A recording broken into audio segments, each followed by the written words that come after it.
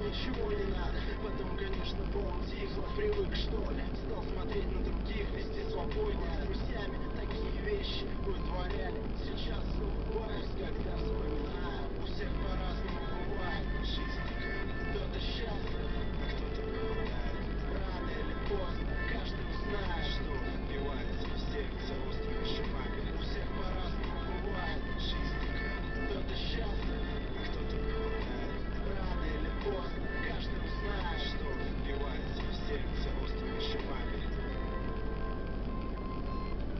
Последняя свадьба, на которой я был, костерёг в подъезде. Я сижу у стены, а там они зажигают свои огни. Сжавшись в комок, сижу тихо под ее дверью. Трясет всего. Нет, не верю. 7-я сигарета пошла.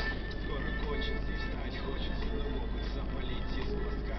Ноги затекают, слышу их голоса, ее и какого-то чувака.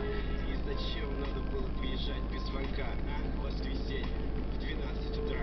Не помню, то ли сон какой-то приснился, то ли просто хотел сделать сюрприз и поломился. И неизвестно, стоит ли тут ждать теперь, но интересно.